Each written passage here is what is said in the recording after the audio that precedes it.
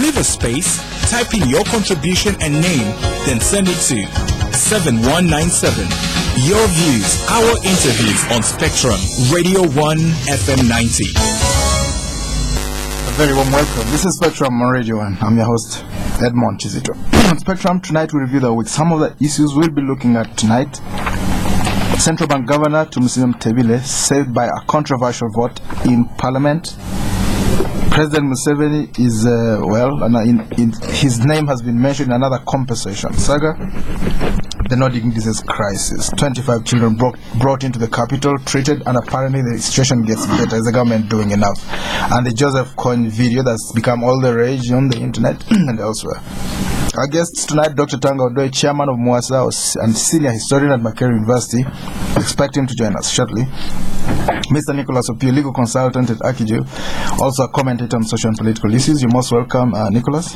Thank you very much, Edmond, and good evening to all the listeners and those who are viewing us online. We're also joined by Mr. Vincent Mayanja, Deputy Secretary General of the Democratic Party. You're most welcome, Mr. Mayanja. Thank you, Edmond. Good evening, viewers and listeners. Well, Nicholas, a crucial but controversial vote was taken on Wednesday, and it exonerated the Central Bank Governor Tumusiime Mutebile. Parliament has no powers to sack him, but their influence was crucial. That's why the President Museveni kept lobbying them. The quorum was a contentious issue, regardless of the technical details. Was it a wise move to exonerate Tumusiime Mutebile? First and foremost, I do share the view that what transpired in Parliament was very unfortunate. Was quintessential Jacob Olanya.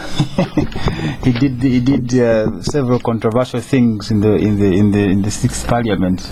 I think it's the seventh Parliament, in which we eventually amended Article 105 and lifted term limit. I do think that the Speaker of Parliament, substantive Speaker of Parliament, deliberately left this out to Olanya to be the guy who will preside over somewhat a very dubious process, a process that basically seeks to undermine the work of Parliament, because in effect parliamentary committee sat and came up with a report.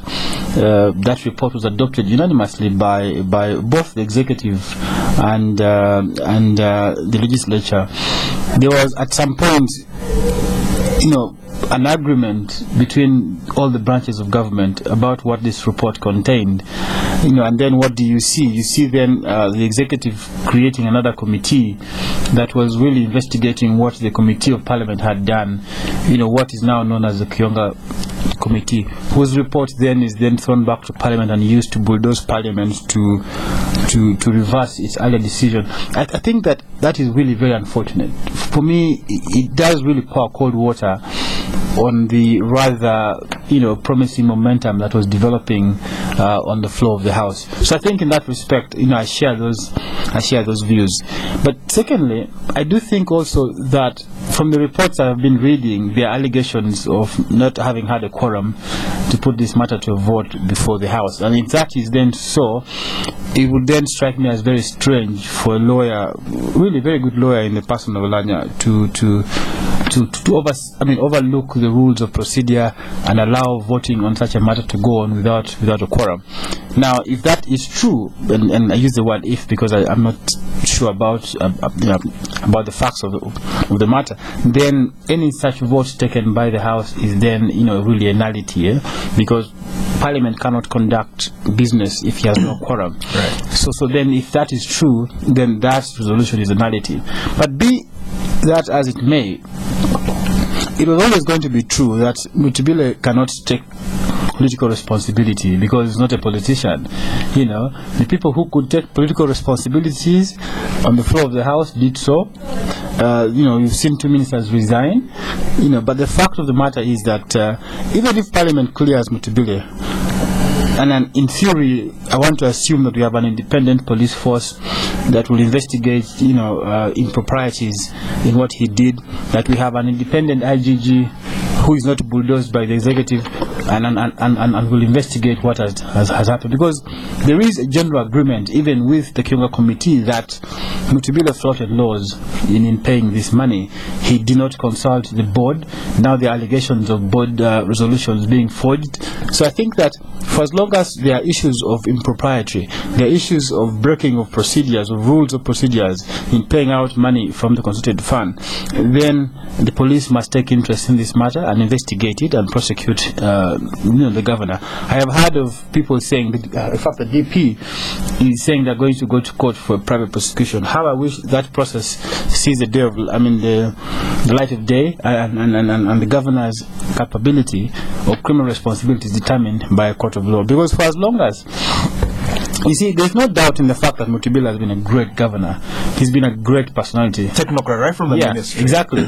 In fact, my information that I have from some sources indicate that he's not necessarily a very brainy guy, really, but it's just his character, because he is a very strong character. He has a fairly good grasp of economics, and he's a good banker. But in terms of being one of those top brainy in the economics world, he's not very held in high regard in that respect. What is held in high regard, in spite of his PhD, really, is that he's a very strong character. And you know that the money market, and banking industry is governed by perception. That he's the only guy who can stand up to the president and say, look, he's fun to have convinced the president to abandon his Marxist ideologies, in the late 80s. In the late 80s. So he is a very strong character, and he's done very well. But just how soiled he has become with this controversy is in itself an indictment on his own personality. And I think that he's better served having a complete due process of the law to clear his name. Short of that, he's going to be viewed with the lens of the guy whose hand is soiled, the guy who is in bed with the regime, the guy who is really facilitating the loot of our, of our reserves and of our treasury. But beyond all of that, the politics is that you've got to look at all these institutions. You've got Makerere University, you've got the IGG, you've got the police. These entire institutions have been demobilized, have been infused with the regime mentality, so that they work at really sustaining the regime, because not really serving the government of Uganda, because not serving the state necessarily. See, the point is that we behave as if there's a regime on one hand and then there's a government on one hand. In fact, if you hear President Museveni speak, I've said this over and over again, yes, 90% of his speeches talks about what the NRM has done, not what the government of Uganda has done, right, not what this administration has done. So you have institutions of government like now Bank of Uganda, who have now, quote unquote, adopted the ideology of the regime and are really involved in regime perpetration.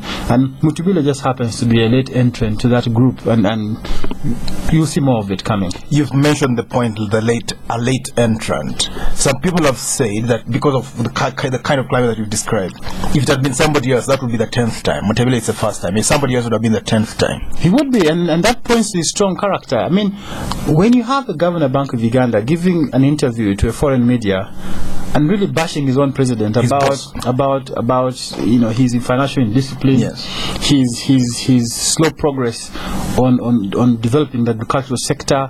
He attacked the president on population growth, for example. Yes. I mean, it is known that the president wants more families, many children, even if he has very few. He is encouraging Ugandans to have many kids, and he attacked the president on those key principles. You then see that this is a guy who is struggling with a conscience, struggling with a difference in ideologies with his president. And I think that it is only because it is Mutebile. If it had been Sam Gutesa, if it had been an Mbabazi, he could perhaps have given him a long time ago. And I think that is to his credit. And I think that, if you reach a stage like that and you think you have a conscience, you have something you think is going wrong, I mean, you just simply have to quit. Vincent Mayanja, is this the kind of man? He's just described, given us a background about Mutebile, the man, and we know markets deal with sentiment, markets and the economy. Is this the kind of man you would like to let go? Well, first of all, I want really to debunk that theory that if Mutebile went, then our markets are going to cave in. I think that is very unfortunate. Yeah. We cannot build an economy on an individual's capabilities or lack of it. Well, but that's how markets work the world over. No, I don't think so. But the Ugandan markets are not that sophisticated. I want to assure you that if Mutebile went today, there would be nothing that will happen in the Ugandan economy. A wonderful deputy governor. First of all, he has people. In Uganda, we have people who are more qualified than Mutebile. His deputy is more qualified than he is. And we have other people around who can do the job. But as a matter of fact, Mutevile has been a good economist in this country. But I think he has passed his usefulness. The Mutevile we see today is not the Mutevile we had at the beginning of 2000. I think we have a different Mutevile. He is tired. He can't control what he has to do. That's why the president can come and bulldoze him. Who do you have chosen for governor? I've already told you that he has a deputy who can do as well as he has done. And I think that theory is very, very unfortunate. I'm one of the believers that it would have been very good for this economy if Mutevile went, because of this. For the sake of symbolism or what? Not for the sake of symbolism, but for the sake of the good economic environment, that people are going to take responsibility. The health of our economy. It is going to teach people that when I do this, I'm going to be accountable.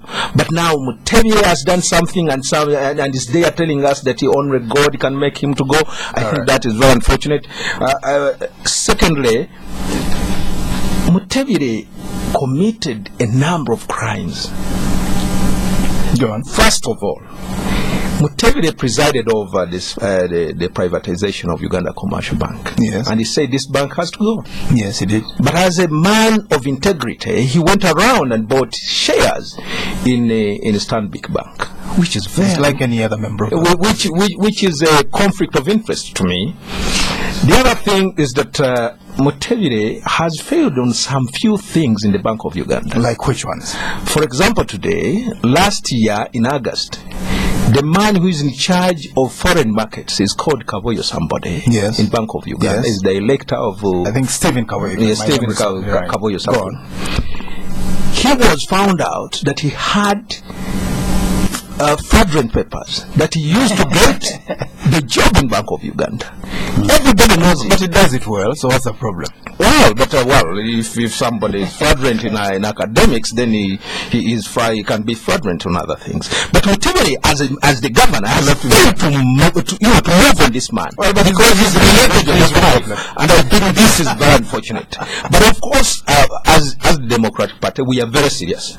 If they don't take they don't take him on, we definitely have to take him on. All right. Maybe very briefly before we, and this, Nicholas, you could answer this very, very briefly. Mutevile, maybe Vincent, Mutevile bought us some 6 jets in quotes. Getting another governor, he might also want to give us some 6 jets. Those are some of the issues I'm talking about, man. If you can't make a judgment and you allow the president to order you to get out of the treasury $740 million to buy jets that are not worth $350 million, and you donate out that money, then you are not fit to be a governor of the central bank. I think the other manager will learn that you can't go there. In fact, the resignation of Mutevile from the Bank of Uganda will be a lesson to another governor who is coming up. Nicholas, President Museveni's name has been mentioned in the Dura cement compensation. What do you read in this? It's the second one coming back to back, with another one. 40 billion shillings, that's $16 million. The one that came before is about 4 times as much. What do you smell? But you see, the president, like never before, has had to spend a very big part of his last 9 months of his government, fighting to clear his name or clear the names of those who are close to him. I think that the number of caucuses he has had with the movement, I'm told that in the last 1 week alone he's had 10 movement caucus meetings. so I mean, when you see a guy who is besieged, he's besieged. Never before have we had the president saying I was misled. Never have we had him say before that documents were forged, documents were stolen from his office. I think that I'm counting on my fingers. He might run out of excuses to explain some of the things that have happened under his watch. So I think that the president is a man who is now besieged. I think he's troubled. I think either he doesn't know what has been happening around him and he's just realized it now, or he's deliberately telling this country a lie. I don't think he's telling a lie. I think that the president did not have firm control of what was going around him, and he's just woken up to all this mess. And then, well, whatever the outcome of this debate, the person going to come out worse off is the president, really. That you have a president who is signing documents whose content he doesn't know.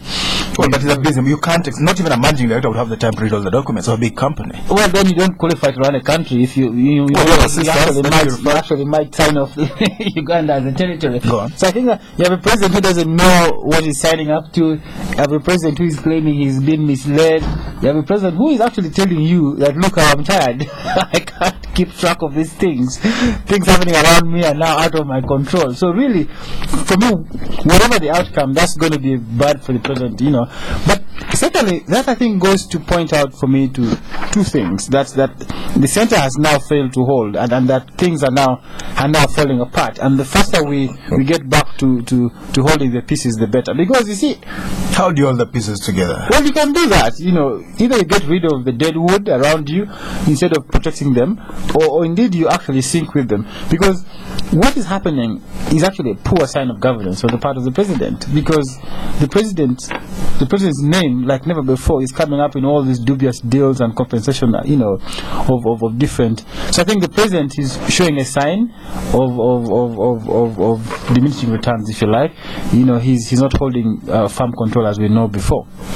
Well, this is Spectrum listeners on Radio 1. Tonight we're reviewing the week. We've been talking about the central bank governor. We're now talking about the compensation. State House sucked into another compensation scam. One that cost this country $16 million. Another one just cost $16 million. The president has been talking about that lately. Our guests tonight, Dr. Tanga Odoi, chairman of MUASA, senior historian at Makere. He's just joined us. You're most welcome, Dr. Tanga Odoi. Thank you, and good evening, listeners. You've just been hearing from Mr. Nicholas Opiyo, a legal consultant at AKIJUL and a commentator on social and political issues, and Mr. Vincent Mayanja, Deputy Secretary General of the Democratic Party. Dr. Odoi, President Museveni is named in the Harbour Group's compensation $60 million, now $16 million. What does this tell us about the environment we're operating in? Well, I think the President has a whole legal and advisory team, and I think he should speak for himself, or the team should speak for him. You are an interim, you can't speak for him. Well, I'm in the party, but I'm not glued to the party as if I'm a glue to my clan. I can actually walk out of the party or form another one or join another one. But for benefit of listeners, I think the President has well-resourced people, including and also Fono Pondo and Tamale who should actually talk on behalf of the president. But I want to thank these colleagues. I want to thank these colleagues for I was actually listening as I was driving here. Yes. And I think they are quite articulate. The only thing I want to say, and which I'm in complete agreement with them, I love institutions and personalities. I don't want to think of Tanga Odoi going and MUASA collapsing, for example. I don't want to think of Baramureba leaving Makere and Makere collapse. There should be an institution. There should be institutional build work. So even if Mutebile left Bank of Uganda and crossed the road and went down to South Street, the bank should remain and the economy should be vibrant. About the president and all these, I think the president, these are also learning experiences. That of course, one, as Muzei gets into the other age bracket, he must be more careful. Maybe people are conning Muzei and with misusing his good side of the heart. It could also smack of a bit of problems within the State House. It could be that there are also people who are actually double-dealing and writing these things up and down. But I think it calls for not cleansing at such. It calls for a complete whip crack on State House. The president, I think, needs to reformulate and get some new people. I don't know where he will get the incorruptible, but I think like you, Dr. Tanga. The appointment of the legal person in the State House, until I'm heard she's been sacked, wasn't on merit. What do you mean? The president, in trying to solve the conflict between Anifa Kawoya and Kabatsi, appoints Kabatsi as the head of legal department in State House. It wasn't on the basis of merit. I went for a wedding of a colleague of mine who used to be an assistant in State House. He's a good lawyer whose name I can't mention. The president told him, I gave you a job because of your father. Yes. I think the process of appointing people who serve in the office of the president, I think must be delinked from the politics. Well, but still the official residence, you always bring people anyhow to your house. next to your screen. competence should be first. See, the thing is, There is security and loyalty, man. let me tell you. There are people the president has appointed and he doesn't even know them. Yes. Yeah. Doesn't even know them. Dr. Christian Ondoa, for He instance. doesn't even know them. The health minister. I know that the president one time met somebody at a conference and they told him, he's from Makerere. I said, Makerere, what do you do here? I said, no, you see, I'm the vice chancellor. I said, you're the vice chancellor? Which department?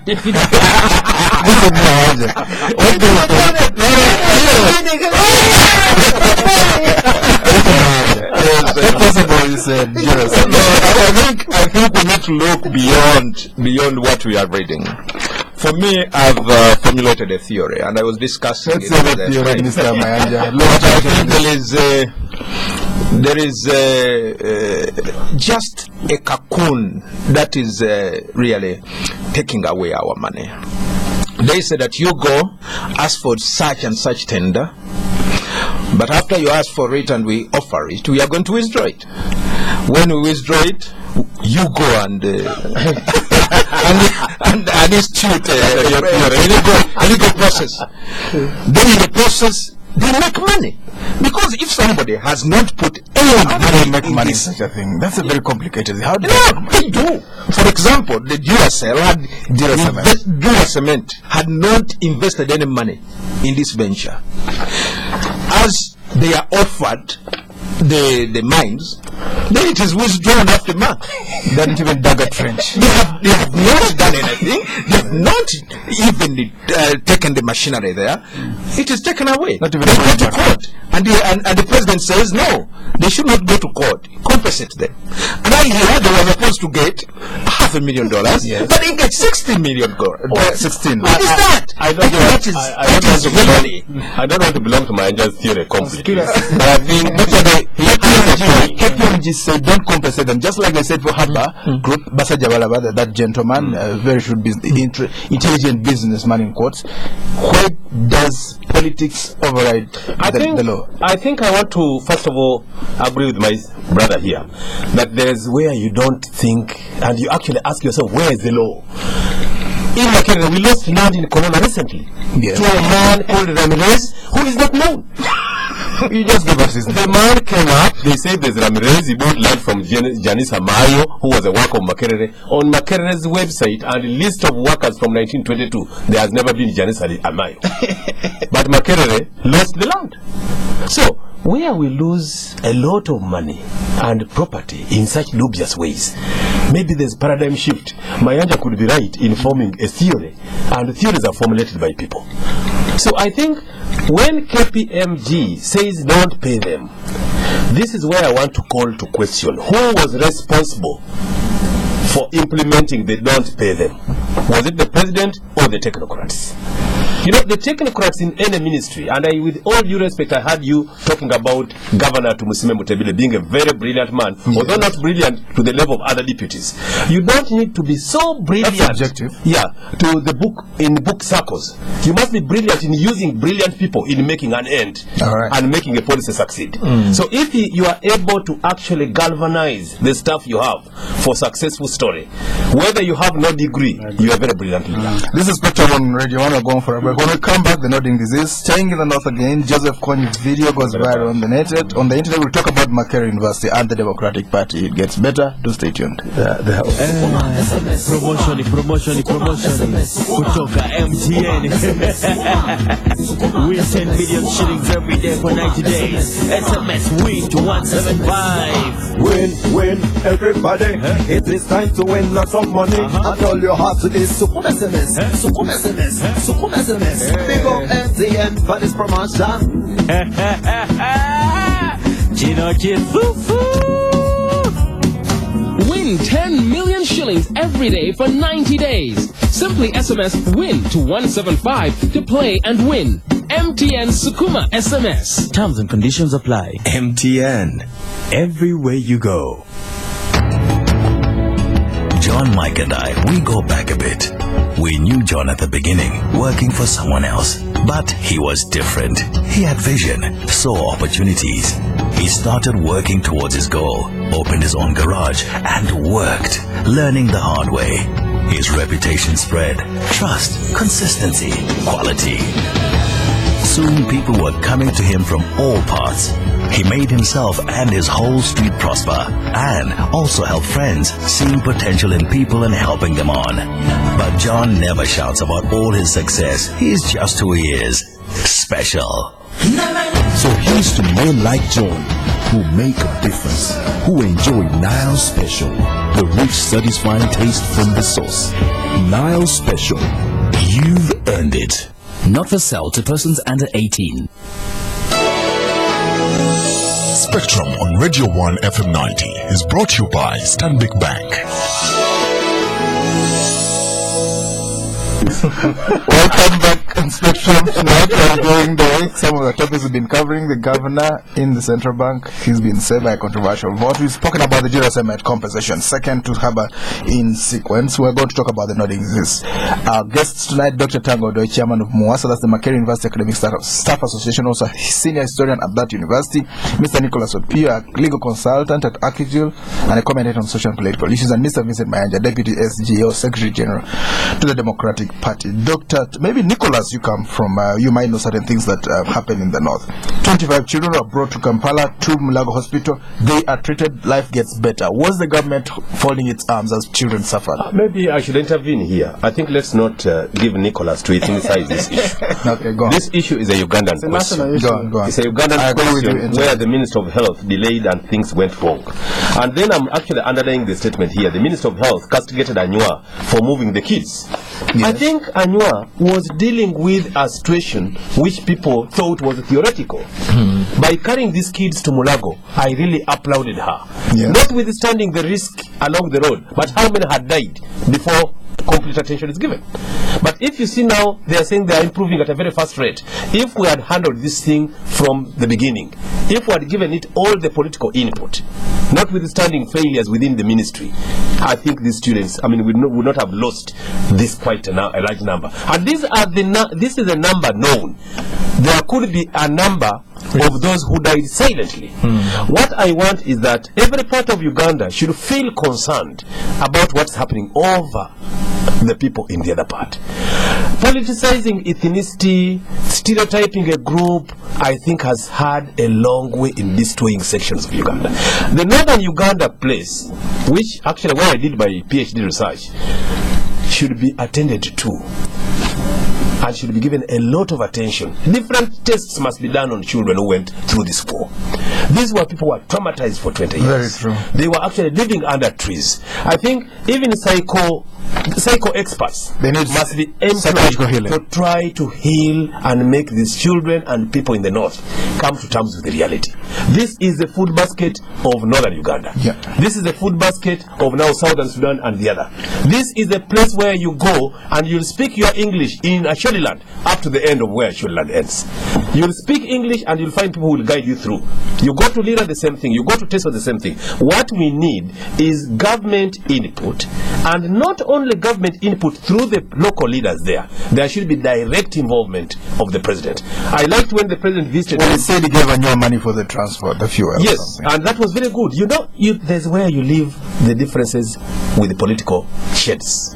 You leave it. Well, but before we get to that point, doesn't it strike you that there was kind of a cold attitude? Government did not act. I mean, it's that's the kind what of I'm saying. That's what I'm saying. The statements given by the minister, I mean, by some people who are castigating Anywa, was they did not see a desperate MP, a Ugandan who was feeling at her heart that my people are dying. What do I do? She was so desperate, but she didn't have any. No, what does that tell us about ourselves? It tells us about one thing: we must awaken the whole system so that we actually respond to situations not because people are blown, but on a routine basis. The Minister of Health must have a monitoring team. We need to strengthen our referral hospitals so that what has regional referrals. Yes, regional referrals. You can't actually transport. You couldn't have transported them if the referral hospital in the north was working. Yeah. And what has Mulago done, which could not be done from Gulu? It is a matter of us strengthening our referrals. Yeah. You don't need to get someone from Tororo. Yet Busolwe, which was a referral for the whole of Tororo, is actually there lying redundant. Obote hospitals, as people call them. We need to go away from politics of blame and strengthen the sector of health, because The dependence on agriculture means we want a reliable labor force. And that labor force does not need to be treated from far. It needs to be treated from just the locality. 7 billion shillings that could not be approved by Parliament. That was my first question as well. You cannot say like an approval was placed before Parliament. Yes. There was actually nothing placed before Parliament. You cannot actually fail to approve 7 billion to help a whole region or so many Ugandans who are dying. This would be the most emergent thing than to approve the buying of cars and doing this and the other. You know, we must react to situations. It calls on nostalgia. You know, look at it becomes so touching. Look at a person who has suffered with 3 children and all of them are dying. They are all nodding. You handle this one, the mother is herself very, very incapacitated. The husband looks here and there, cannot sell anything, and then you cannot approve 7 billion. When Odonga Oto MP shouted everywhere in Parliament, I realized this is actually a desperate MP. Do you have a national conscience, the national high when you travel? You know, when you talk about, and I'm proud of it. When you talk about patriotism, common values. When you talk about patriotism, I always reflect to the history and history as a subject, which people really want us to teach. We must teach a history which shows the commonality of all people, which shows that the migratory trend of the Acholi people might actually link the Acholi with the Baganda, and they are one. Why are we teaching history in the university? Those are irrelevant subjects. There is no irrelevant subject in as much as it can be taught to bring about a patriotic Ugandan. And history lives in that culture. Here is a situation of Uganda, where we belong to where we belong, and we think more about that place than think about the other concept called Uganda. How will you be proud about Uganda when actually nodding disease has killed everybody in the north? I don't think it was a shame. Vincent Mayanja, what does this tell us about our common psyche? Well, first of all, I think it is an opportunity to study the results of what Honorable Nyua did. Because if we say that the 25 children who were brought to Mulago had an improvement, then we need to study that and find out. They discovered, they brought American experts, they couldn't find the cause. Eventually, when the children were brought to Malawi, they discovered it's onchosiasis. I think I've pronounced it right. It's all about river blindness. A scientist was telling me that it could be a deficiency in northern Uganda. Some people said it's gunpowder, which must be investigated and then remedies are found. So let's use this as an opportunity to study these children and then just transplant what we have done in Mulago to northern Uganda, where the problem is. Let's do it in Kitigum, let's do it in Guru. I think this problem can be solved. But this indifference which the government has shown is very unfortunate. It means that we have lost our focus, we have lost our conscience, and the country does not need that. We need to come back as one country and solve the problems that concern all of us. As though we belong to one family, Nicholas. Edmond, just at the beginning of the new tenure of the NRM government, the Ministry of Natural Disaster and I don't know the name properly, was elevated into don't call it the disaster ministry. Go on. It was elevated to a cabinet position. It meant that it then had its own vote. It meant that it had its own minister who sits in cabinet, not just the Minister of State. You know, it was a department in the Prime Minister's office. What we thought that would bring would be more resources, more attention to issues that are caused by natural disaster. Okay?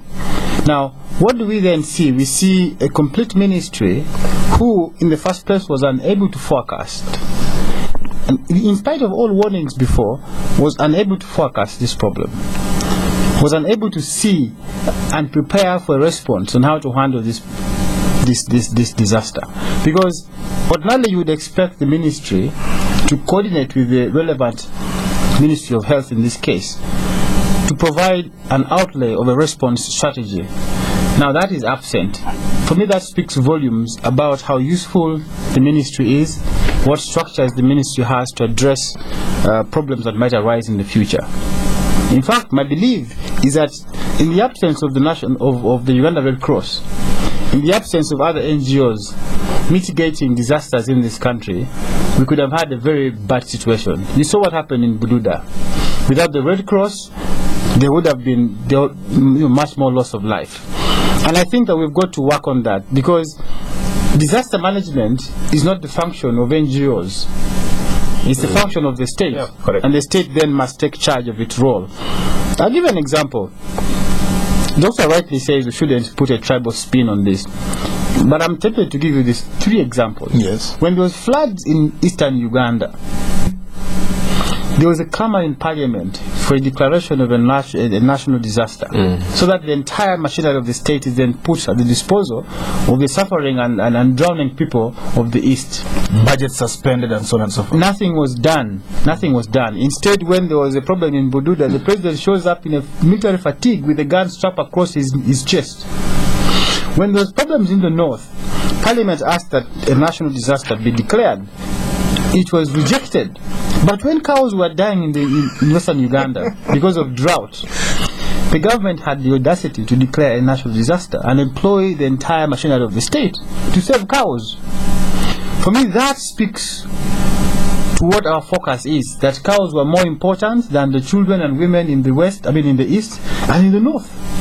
I just came back from Gulu 2 days ago. Imagine your child being tethered on a rope. You don't want to think about it. Let's move forward. It's terrible. It's terrible. So I think that we need to look at the role of the ministries and how they work. I think ministries should not engage themselves in regime perpetuation and serving interests of the regime, but the interests of people like people in northern Uganda. And I think that we must applaud Honorable Anyua. Without Anyua's initiative, many of you in Kampala here would not have seen these children. Correct. It would just be numbers. Or even the progress made would not have been made. It would have been news. The discovery that's linked to the river blindness. The moment a mother like Honorable Anyua decides to feather these children, in spite of all the risk, it tells you how pained she was, how frustrated she was. Very, very. So I think that it's a shame. The people of this country need to be a part of this government. They must feel a part of the country called Uganda. Because if you don't, I had the Honorable Norbert Mao arguing, and I think I agree with him, that people might emotionally withdraw from the state of Uganda. He likened that to a marriage. He says in a marriage you can actually live in the same house, go to church together where they live, when you're emotionally withdrawn. And if people in this country begin to withdraw from what he calls the marriage called Uganda, then you can see that there's an imminent problem of splinter groups emerging, or people beginning to take their own destiny in their hands. We don't want that to happen. Well, I think much I have a friend in UK, and she has been really advocating for this about this problem. But those are the sentiments she's expressing. Let's talk about Joseph Kony staying in the north. He's going to the Central African Republic, but a video was released this week showcasing some of the atrocities he had committed against children. 40 million hits over the internet, and what does this mean, Vincent? Is it a hoopla over nothing? I find it funny, really, because Joseph Kony was more dangerous before than he is now, and it is being hyped now, and I don't know why. Maybe somebody is writing a film somewhere, and they are preparing the market. West Coast, and I really don't find any usefulness in the way the thing is being hyped on the social networks, and I would really tell the international community that what they need to do is to help these countries handle the situation than popularizing Kony, because this is turning into a Rambo of some sort. That's why I'm saying that I think somebody is preparing to produce a film, a movie out of the Kony war, and they are preparing the market. You see, Edmond, I come from Gulu municipality. Yes. My father's house is 50 meters off Invisible Children's office. That's the NGO that did this video. Yes. I've actually personally interacted with Jason Russell, the guy who actually ran this video, the guy whose child you saw in the video saying Kony is a bad man. I know them personally. I know the story of how they ended up in northern Uganda. I know, of where they were going. I know how the Honorable Dan Kidega got them on the way to Sudan and said, look guys, there's a serious problem here. So I know them. I know what they have been doing, and I must applaud them. They've done an incredible amount of work in the north in terms of before paying children at school, involved in scholarships, and exchange programs. They've done an incredible amount of work, including building science laboratories in even by former schools, St. Joseph's College, Daibi, and building dormitories in schools like Sacred Heart. So they have done an incredible amount of work. But my only challenge, not however, my only challenge, what this video speaks of is two things. That what a flurry of NGOs in the north were unable to do, what the government of Uganda was unable this to do. was done in 30 minutes. In just a camera and a pen, were able to raise the attention of the world to this problem. That's significant. It speaks to the power of social media. It's a new emerging force in the world. That in less than 1 week you have 38 million hits 48 hours on this video. You have the prosecutor of the ICC pronouncing himself, and praising this group. But that said, I think that the priorities of the people in northern Uganda is now not Joseph Kony. Because about this perpetrating this picture, painting a picture of northern Uganda still being at war, I think it's a wrong picture. I told you I came back from Gulu just 2 days ago. Gulu no longer has what you guys used to call street children, or I mean not street children, the night commuters.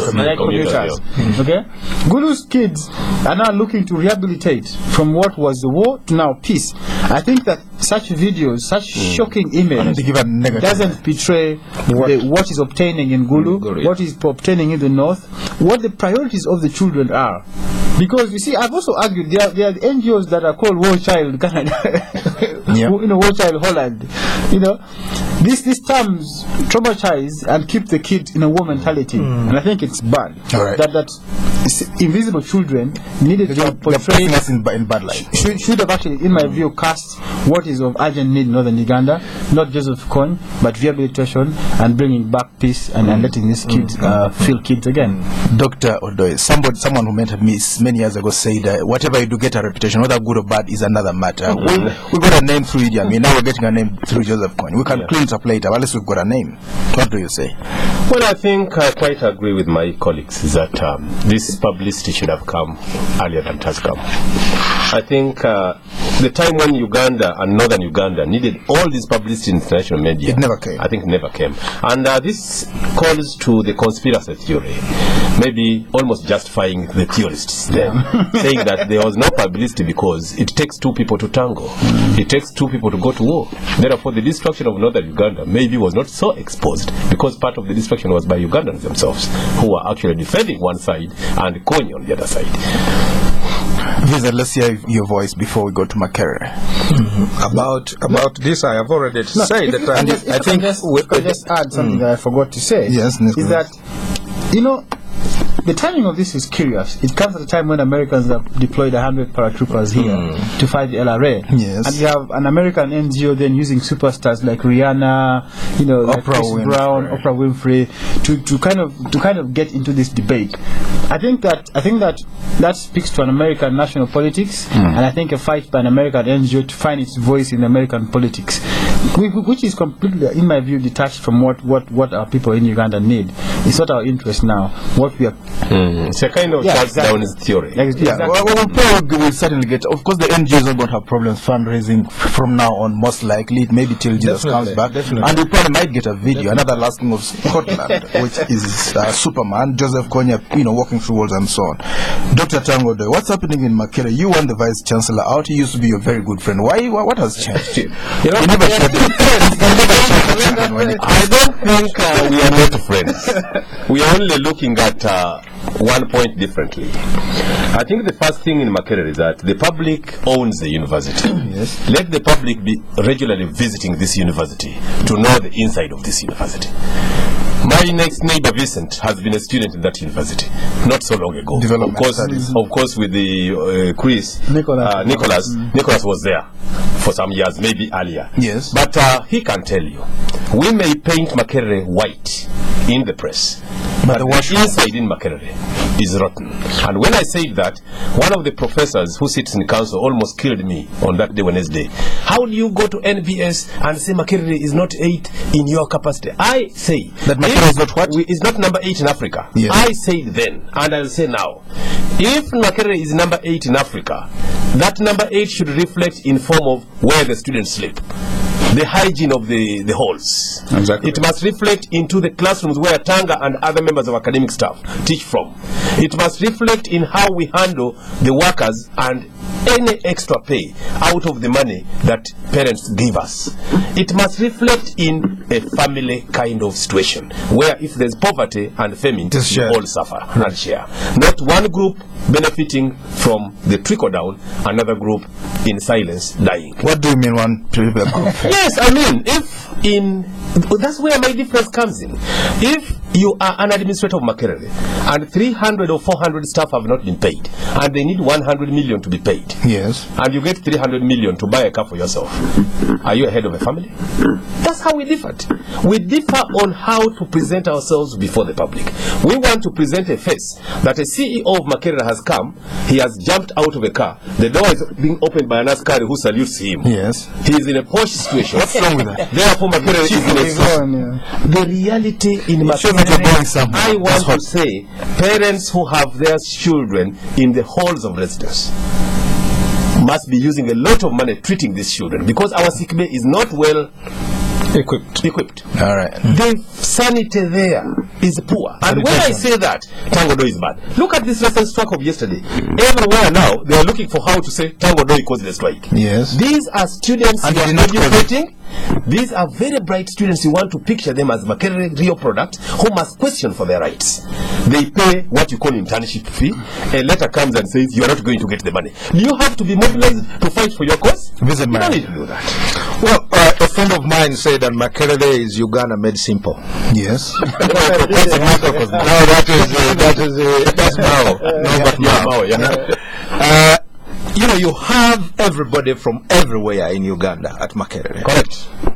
And the good thing at Makerere is that you have those who are intellectuals and they can decipher what is good and what's bad. Yes. Therefore, when they come to talk to you, try to listen to them because they say something after thinking through it. Yes. What is required at Makerere today is a dialogue between those who lead the institution and those they lead, the staff and the students. Correct. They must make a sort of I don't know how to call it, but they should be able to, they should make a triangle. That this one operates with this one, and without this one, then this one and this one cannot be there. What's the problem in your diagnosis? The relationship is not talking to the relationship is bad.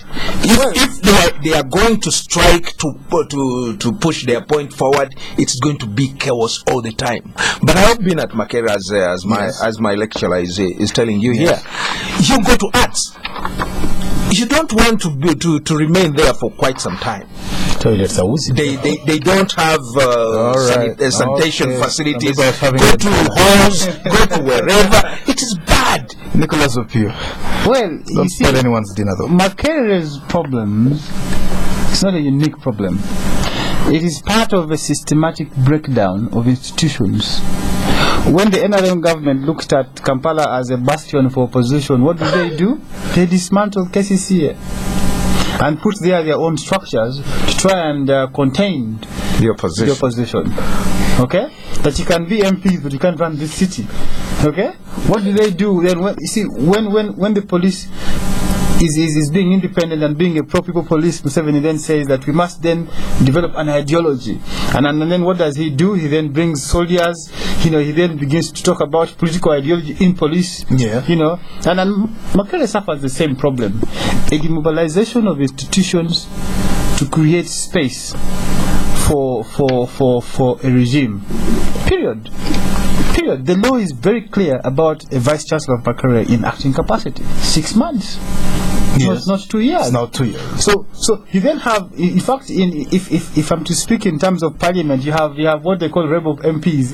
Tanga and the group would be rebel lecturers, which in my view are people who are speaking the same voice, who are preaching for quality, who are preaching for a university that gives services, not just a university that is being praised. Right. And then exactly you have what's happening in the movement. That then the president is lambashing rebel MPs while at the same time praising the bootlickers. So you see him in Kenya praising the vice chancellor, and you see Makerere is on fire. It's burning. For me, what's that symptomatic of? I told you at the beginning, it is a simple systematic breakdown in institutions to reduce them to a regime instrument perpetuating President Museveni's rule in this country. Period. Makerere is known for being a bastion for opposition, a bastion for ideas. That is being suppressed. And how do you do it? You then have a vice chancellor who you go around praising, whose papers, by the way, is now being questioned. You have all this that going on. For as long as that man sings the movement tunes, believe me, he's going to be vice chancellor. Dr. Tanga, let's talk about the Democratic Party. It also has its own woes at the moment. What do you think? They have also been demobilized. What I've seen is that all these parties, they want the president out, they want MPs out, have problems which we know and problems we don't know. But these problems come to the fore when the internal mechanism cannot handle them. And what I've said of political parties, whether NRM, FDC or DP, they must have internal mechanisms of trying to solve their problem. They must actually face off, like Vincent has said, of Makerere. They must actually not minimize anybody. If you're a leader and you minimize another one, that after all that one is this, you have caused the problem. Because there's no person you can minimize in a political party. I don't think they need that. Why don't you call everyone around the table? If there's chicken, you share it. If there's nothing. Definitely in the Democratic Party we have been doing that. We have been reaching out. But there are those who are really very stubborn and they don't want that round table. What you do? They continue going to courts. And the fortunate thing is that all these orders have been recorded by courts, and they no longer really going. They are no longer in place, and they are not going to disturb us anymore. Nicholas. Well, I do think that the court order, in my view, from what I read, I haven't read the entire judgment, it did not take into account the fact that the country has moved. You see, it's pointless making a judgment that is of no consequence. Yeah. Because the events that decision sought to resolve has long been overtaken by events. You know, Matthias Nsubuga, the elections of MPs, structures of the DP, including the DP President General taking part in a national election. So you cannot undo all of that. It's been taken over by events, and any such decisions would only be for academic purposes. But my view is also this, that I have carefully observed these parties, and I've noticed a very interesting trend that I want to point out to you. That the UPC has got an intense fight, a fight that pits Olara Otunu against David Pulkol and his group. Pulkol, of course, you know where he came from. He was a issue boy, a chief intelligence guy who, you know. And then you go to CP. You've got a group of no-namers who are now suddenly fighting the President General. The man over 200,000 shillings. Yes. Okay. You then come to DP. You have then a couple of people who are, you know, fighting the established DP lot.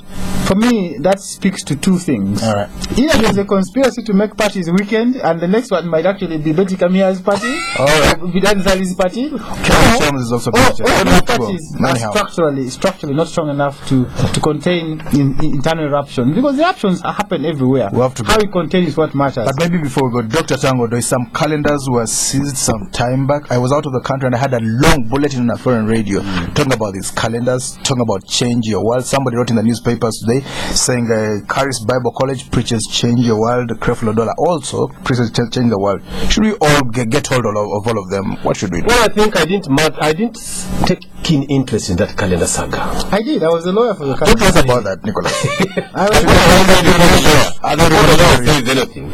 The little I can say is that if you're a failed state is when you're scared about everything small. Uganda is not a failed state. Thank you very much, dear guest. Dr. Tanga, the chairman of MUASA, fighting battles at the Hill. Nicholas Opiyo and Vincent Mayanja, Deputy Secretary General of the Democratic Party. Thank you for tuning in. I've been your host. Thank you, Edmund. There was a long bulletin.